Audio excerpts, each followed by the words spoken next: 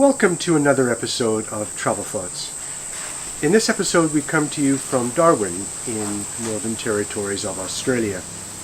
Now those of you who are not familiar with Travel Thoughts, it's about Inessa and I traveling in the world and us showing you the different destinations we go to in a light-hearted fashion, but trying to impart as much information as we can.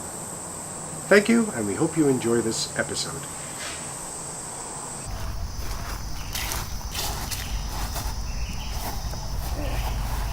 God, the Australians must be very small. Ah, this is a children's playground. Next level.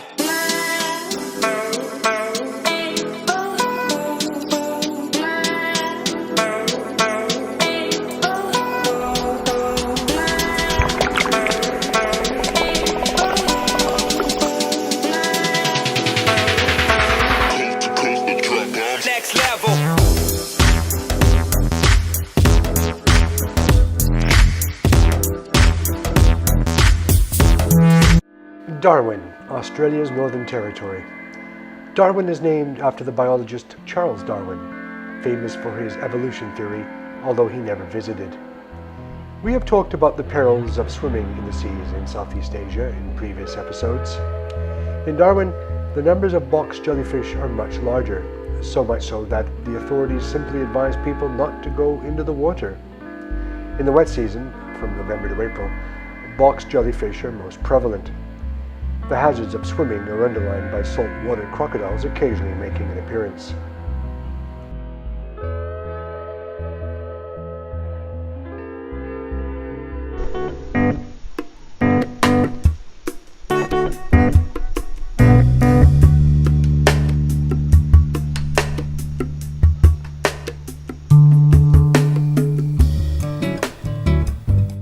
Look at it! Look at that! Isn't that lovely? Yeah, the kangaroo on the background would be nicer. Yes. We came here, Inessa, I showed Inessa an owl. So we're seeing if they have this So you showed it to me on the tropical owl. computer. It was on the computer. I didn't actually show it to her. It wasn't actually in the living room. I said, hey, look at this owl here. I better get it back to the Botanic Gardens. I do have owl fixation because in England, on one of the Christmas fairies, I touched the real owl for the first time in my life. That was amazing. You petted it. You were on Hastings Pier. Yes, that's true. And then we went to another bird show. Actually, you've been to a couple of bird shows. You told me that when you sell the car, you'll buy me the owl. I must have been on drugs, or I was It's drinking never too much, happened. something strange. Excuse me, where's the owl? The owl, where's the owl? You know where the owl is? Apparently Darwin Botanical Gardens has a resident owl, but we couldn't find it. Mid-June to mid-September are considered the best months to visit Darwin for cooler, drier weather. We experienced the highest temperatures in our December-January visit of around 33 to 35 degrees centigrade with regular loud thunderstorms in the evening. Darwin is home to about 125,000. It is the main service center for mining and offshore oil and gas production. So what are your comments so far? Jurassic Park of Australia. Jurassic Park of Darwin. Just in case you missed that, Jurassic Park. My wife has a speech impediment. My wife has a disorder called repetition disorder. My wife has this disorder called repetition disorder. Yeah, I don't think there are any crocodiles in there, wife. I think it would be negligent on their part for them not to tell us that. But I think this is good enough close distance to photograph.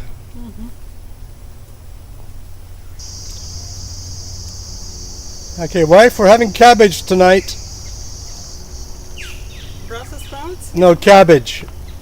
We are on the hunt for an owl, which we haven't seen. Whoop, whoop, whoop. What?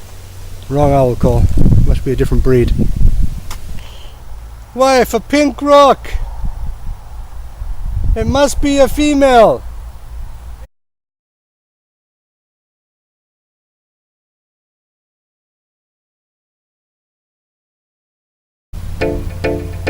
think crocodile enjoyed his presence. Ah, there's a Santa hat on the crocodile. Yes, it's not just a trunk.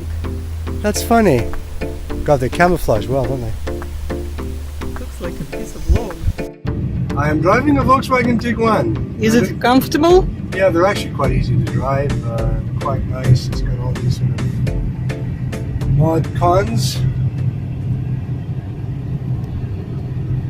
Darwin is pretty deserted, as you can see on the roads. I don't know when it gets busy here.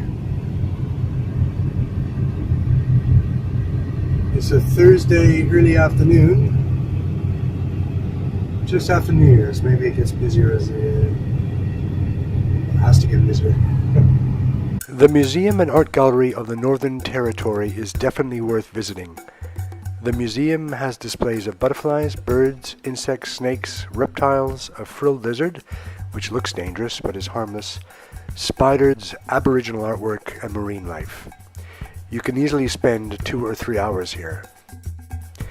One of the permanent exhibitions is a stuffed crocodile named Sweetheart, over 4 meters long. Sweetheart had attacked small fishing boats in Darwin in the 1970s. The city planned to move the crocodile, but it became trapped in a net and drowned. It was preserved and now forms this exhibition. The museum has an exhibition of a collaboration between landscape artist John Wolsey and Yolngu artist Mukam Wirpanda Arnhem. The exhibition features paintings and illustrations of more than 40 species of edible plants.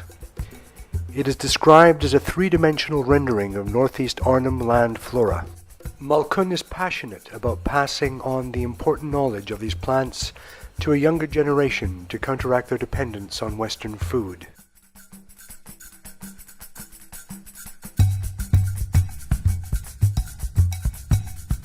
The museum has a permanent exhibition of Cyclone Tracy, which devastated Darwin with winds of up to 250 kilometers per hour on Christmas Eve 1974.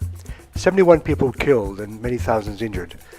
Of a population of 43,000 residents, 25,000 were left homeless. 30,000 people were evacuated.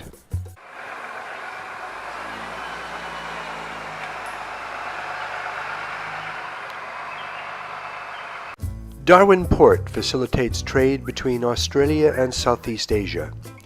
The development has a cruise ship dock, a convention centre, accommodation, shops and restaurants. The port has been leased to a Chinese company for 99 years to increase Australian and Southeast Asian trade. The deal is controversial. There are tours of oil storage tunnels. The tunnels were built after the bombing of Darwin in February 1942, in which around 250 people were killed in 2 raids by 242 Japanese aircraft. It was the biggest single attack mounted on Australia of more than 100 air raids between 1942 and 1943. The war ended before the storage tanks were used. Darwin's War Museum documents the period thoroughly.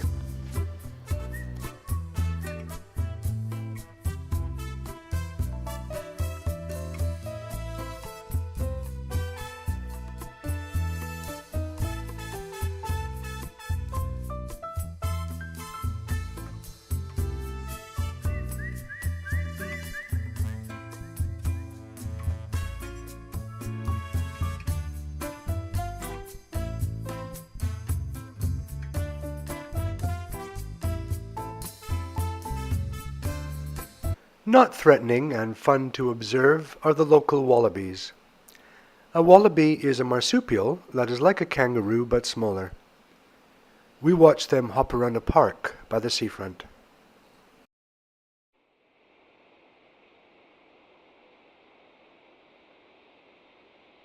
In Darwin, you can swim in a wave park, take a day trip to Litchfield National Park, which is about an 80-minute drive, or take a more ambitious trip, 1,500 kilometers to Alice Spring, and another 450 or so to Ayers Rock or Uluru.